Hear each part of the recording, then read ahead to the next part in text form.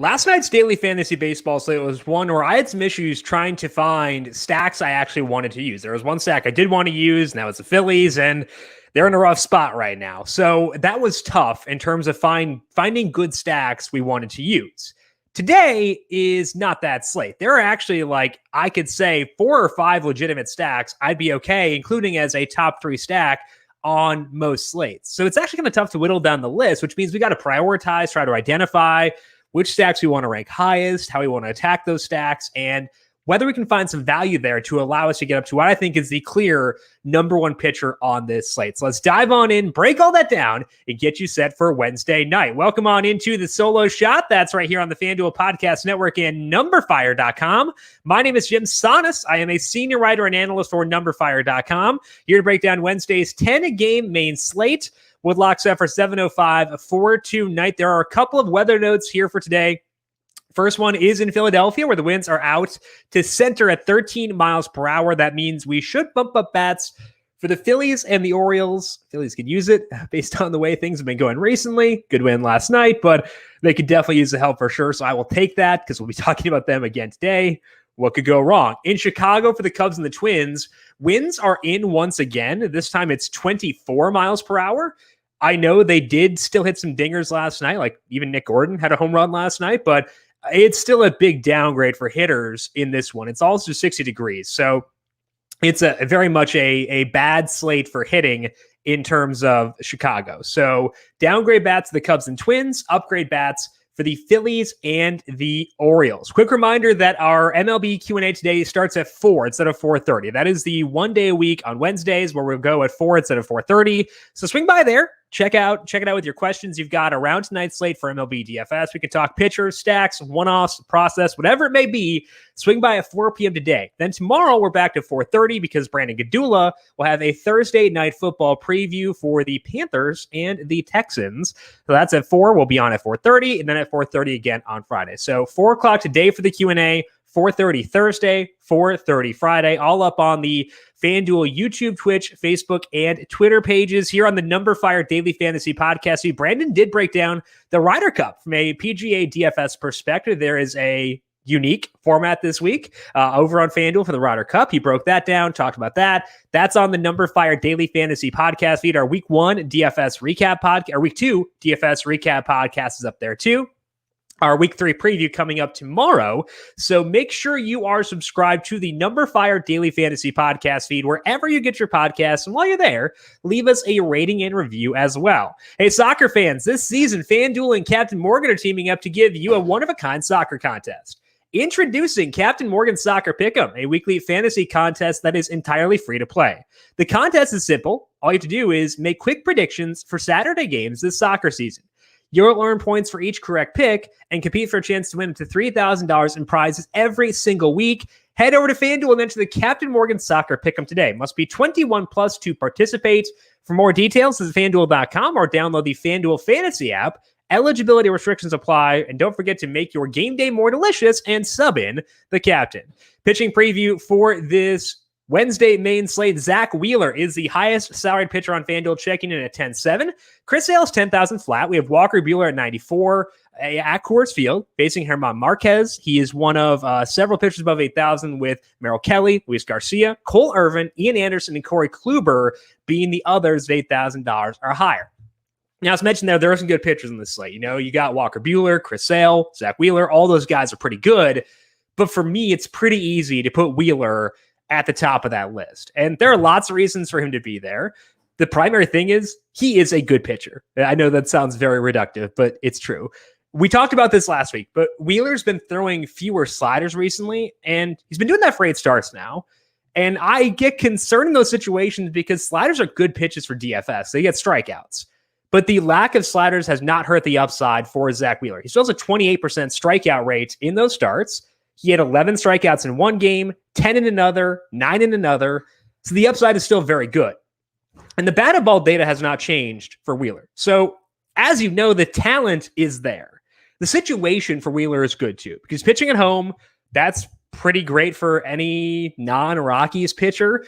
And Wheeler's no different. His strikeout rate does go up about 4 percentage points at home versus on the road. He gets a good matchup at home too. I think the Orioles offense is underrated is what I would say because the overall team is so bad. I think that underrates their offense. But they're not an elite team. They do lose a DH tonight. They have 92 WRC plus against righties. They do strike out a lot, 25% clip there with an 8% walk rate. So if you're checking boxes in terms of DFS for what you want out of a high floor, high ceiling pitcher, Wheeler checks all of them, I would say emphatically. He is the prototypical cash game pitcher. He is great for tournaments too. So I think that he is the number one pitcher for tonight. No questions asked. Very easily the top guy on this slate. I do think there is a pretty big drop off after Wheeler. Chris Sale looked rough in his first start off the COVID IL. We'll talk more about that in Things to Watch. Walker Buehler and German Marquez are at Coors Field. So I'm fine jumping all the way down and taking some risks when I'm not going Wheeler because Wheeler's a cash game guy. I'm okay jumping down even further and taking some risk on guys I think have upside. One guy who fits that pretty well is Ian Anderson. And Anderson's facing the Diamondbacks, so plus matchup. He looked rough, and I mean rough, when he first came off the IL. The past two starts have been good, though. And I think a key explainer here is his curveball usage. He's been finally throwing his curveball once again. The first two starts for Anderson after he came back, he threw that pitch 14% of the time. That is down from 21% for the full season. But in the past two starts, he's thrown that curveball 29% of the time. That curve is his big whiff pitch. So he needs that pitch to be successful. And it seems like he's using it. Seems like it's working well. And it does seem like it's translating into some good results. In those two starts, Anderson has a 16.5% swing and strike rate. He has 16 strikeouts in 10 2/3 innings. Now, one of those starts was against the Marlins, but the other one was against the Giants. Got strikeouts there. They do strike out, but they're a very good team. He was overall pretty solid in that game. Now he faces the Diamondbacks in Arizona. The roof is open, which is always a bummer for pitching, but they're not a good offense. 79 WRC plus against righties, 25% strikeout rate. They don't generate a ton of hard contact. And that's the one thing that Anderson has struggled with the past two games. He generally is pretty good there, so I'd expect those batted ball numbers to improve as the sample expands. So overall, I'm feeling good with the ceiling. The floor is not great for Anderson because he was really rough just like 3 starts ago, but I will take swipes at the upside here and rank him second behind Zach Wheeler. So Wheeler 1, Anderson 2 after a big drop off from me. Number 3 is Corey Kluber, and he's similar to Anderson where he's had just 4 starts since he came off the IL, but the pitch count is back up.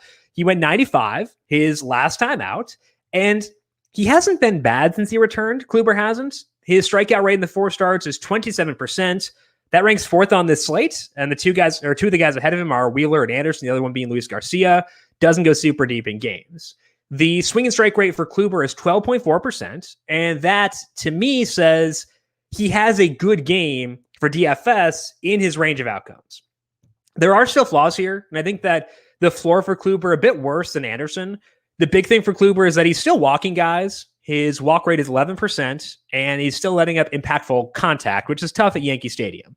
The good thing is he's facing the right team if you're struggling with hard contact, because the Rangers have an 83 WRC plus against righties. They have the second worst mark there on the slate. Their ISO also is second worst at 140. They don't draw many walks. So if you're trying to find a soft landing spot for buying back into Kluber, this is probably going to be that. Kluber obviously had the no-hitter against them earlier this year. That's fine. It doesn't factor into my analysis, though, because it was before his injury. Rangers are a very different team now than they were then.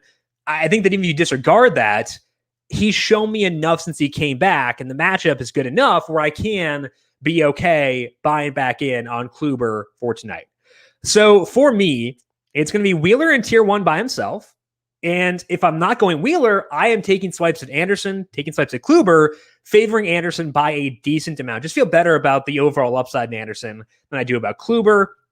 So that's the way I break down the pitching for today. Wheeler, the main guy there. For stacks, we got options. I think that's a fun thing. The problem is, I kind of think the Phillies are the top stack again, so brace yourselves. We're going back to an offense that cannot score runs against the worst bullpen in baseball.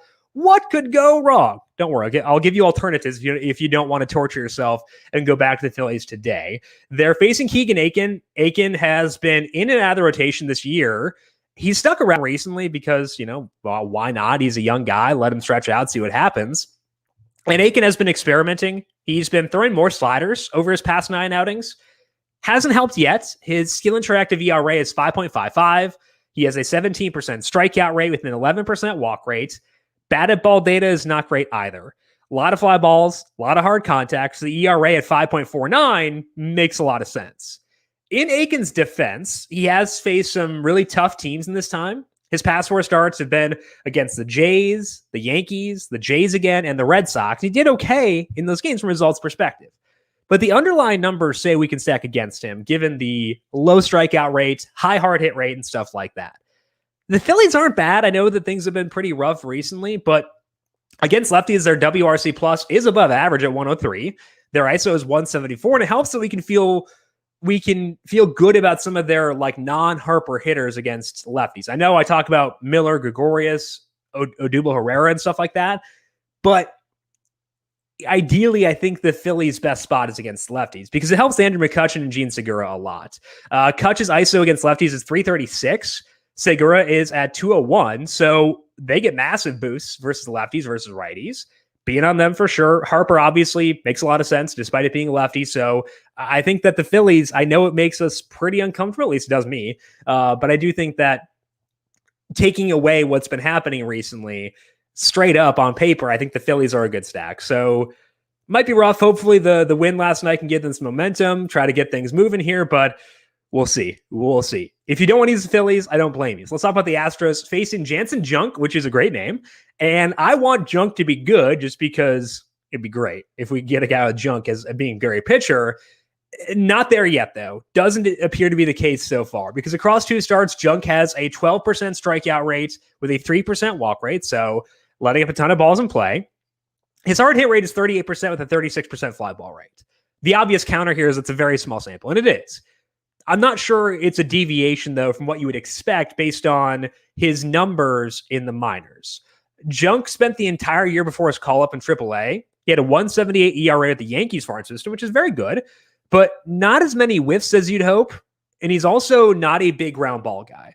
So I think you could see this coming. His ERA is 2.25 in the majors, but his expected ERA at Baseball Savant is 7.48.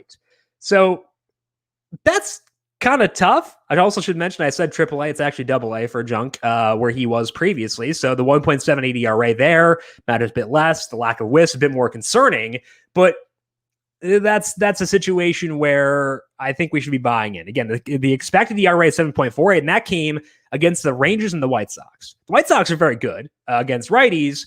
The Rangers are not, and the White Sox also not as good against righties as the Astros are. A 118 WRC plus. That is the highest number on the slate.